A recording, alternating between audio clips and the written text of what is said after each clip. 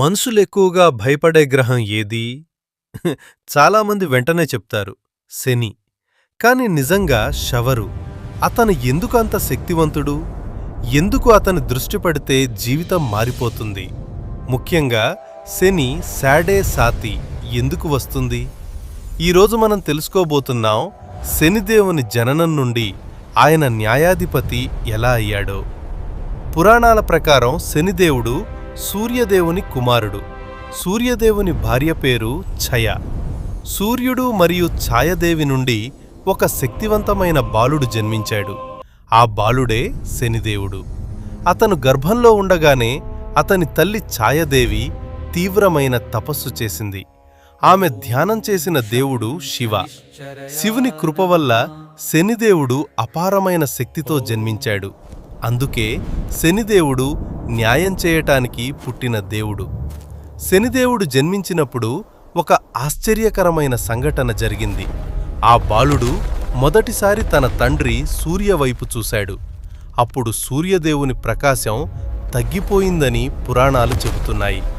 అందుకే శనిదేవుని దృష్టి చాలా శక్తివంతమని ప్రపంచం నమ్ముతుంది. శనిదేవుడు ఎందుకు న్యాయదేవుడు? శనిదేవుడు ఎవ్వరినీ అన్యాయం చేయడు. మనుషులు చేసిన కర్మల ప్రకారం ఫలితాలిస్తాడు. అందుకే ఆయనను కర్మ ఫలదాత అని కూడా అంటారు. మంచి పని చేస్తే శని గొప్ప ఫలితం ఇస్తాడు. చెడు పని చేస్తే పాఠం నేర్పుతాడు. శనిదేవుని వాహనం కాకి లేదా కాగం. అతను చేతిలో దండం లేదా త్రిశూలం పట్టుకుని ఉంటాడు. అతని రంగు నల్లగా ఉండటానికి కారణం తల్లి ఛాయ చేసిన తపస్సు. అందుకే శనిగ్రహం కూడా నల్లగా కనిపిస్తుంది. జ్యోతిష్య శాస్త్రం ప్రకారం శనిగ్రహం ఒక రాశి నుండి మరో రాశికి వెళ్లడానికి సుమారు 2.5 సంవత్సరాలు పడుతుంది. మన జన్మరాశి ముందు ఒక రాశి, జన్మరాశి తర్వాత రాశి, ఈ 3 రాసుల్లో శని ప్రయాణం చేస్తే మొత్తం 7.5 సంవత్సరాలు అవుతుంది. దానినే శని సాడే సాతి అంటారు. ఈ సమయంలో మనిషి జీవితంలో పరీక్షలు వస్తాయి. కాని ఇది శాపం కాదు.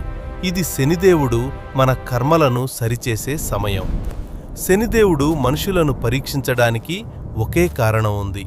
మనిషి అహంకారం వదిలి ధర్మం మార్గంలో నడవాలి. శనిదేవుని పరీక్షలు ముగిసిన తర్వాత మనిషి జీవితం పూర్తిగా మారిపోతుంది.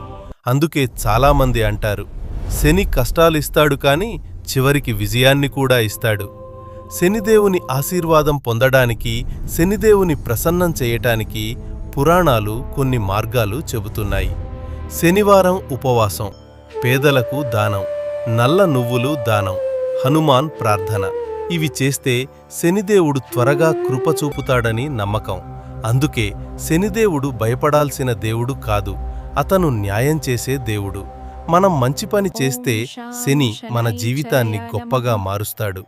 ఇలాంటి ఆసక్తికరమైన పురాణ కథలు తెలుసుకోవాలంటే మా ఛానల్ స్పిరిచువల్ ఆరా 13ని తప్పకుండా సబ్స్క్రైబ్ చేయండి. జై శనిదేవ.